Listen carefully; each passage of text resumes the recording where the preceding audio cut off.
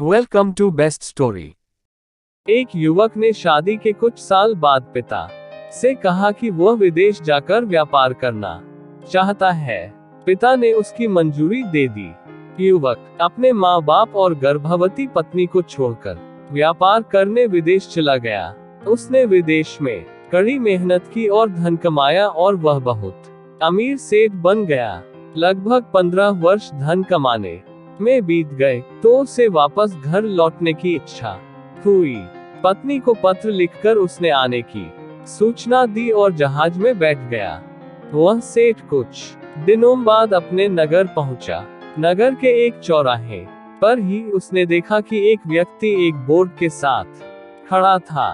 उस बोर्ड पर उसने लिख रखा था, बेशकीमती ज्ञान के सूत्र। सेठ ने उस व्यक्ति के पास जाकर पता किया तो उसने बताया कि मैं बेशकीमती ज्ञान के सूत्र बेच रहा हूँ। तो सेठ बोला, ठीक है, एक सूत्र मुझे भी दे दो। वह आदमी बोला, मेरे हर ज्ञान सूत्र की कीमत 100 स्वर्ण मुद्राएं है। सेठ को ये सौदा महंगा तो लगा, लेकिन उसने एक ज्ञान सूत्र खरीद लिया। उस व्यक्ति ने सेठ को ज्ञान का सूत्र दिया, कोई भी कार्य करने से पहले 2 मिनट रुककर सोच लेना। सेठ ने वह सूत्र अपनी डायरी में लिख लिया। सेठ को अपने घर पहुंचते रात हो गई। सेठ ने सोचा, इतने सालों बाद लौटा हूं तो क्यों ना सीधे पत्नी के पास पहुंचकर उसे सरप्राइज दूं। घर के चौकीदारों को इशारों से अंदर कुछ भी कहने से मना कर दिया और सीधे पत्नी के कमरे में गया। वहां का नजारा देखकर वह चौंक गया। उसने देखा कि उसकी पत्नी के साथ एक युवक सोया हुआ था। ये देखकर सेठ गुस्से से आग बबूला हो गया। वह सोचने लगा कि मैं परदेश में उसकी चिंता करता रहा और यह यहाँ अन्य पुरुष के साथ सो रही है। आज मैं इन दोनों को जिंदा नहीं छोड़ूंगा।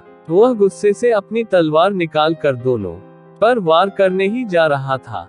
इतने में उसे 100 स्वर्ण मुद्राओं के बदले जो ज्ञान सूत्र खरीदा था उसकी याद गई कि कुछ भी कार्य करने से पहले 2 मिनट सोच ले। वह 2 मिनट सोचने के लिए रुका। उसने तलवार वापस पीछे हटाई, लेकिन वो किसी बर्तन से टकरा गई। बर्तन के गिरने की आवाज से पत्नी की नींद खुल गई। आंख खोलते ही उसने अपने सामने अपने पति को देखा तो वह बहुत खुश हो गई और बोली, आपके बिना जीवन सुना सुना था। इंतजार में इतने वर्ष कैसे निकले यह मैं ही जानती हूँ।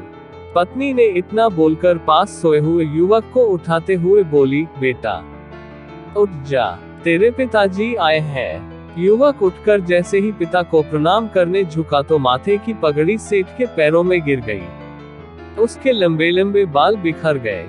सेठ की पत्नी ने कहा, यह आपकी बेटी है, इसके सम्मान को कोई आंच न आए, इसलिए मैंने इसे बचपन से ही पुत्र के समान पालन पोषण और संस्कार दिए हैं। ये सुनकर सेठ की आंखों से आंसू की धारा बह निकली।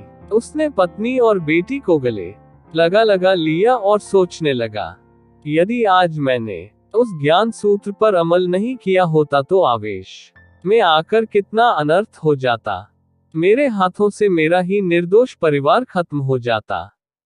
दोस्तों, इस कहानी से यही शिक्षा मिलती है कि जल्दबाजी में आकर कोई निर्णय न लेवे, क्योंकि जब हम आवेश में होते हैं तो हमें अच्छे बुरे का ख्याल नहीं रहता है। इसलिए गुस्सा होने की स्थिति में कोई भी निर्णय ना ले। कुछ देर रुके और दिमाग ठंडा होने दे और फिर सोचे कि क्या सही है क्या गलत है।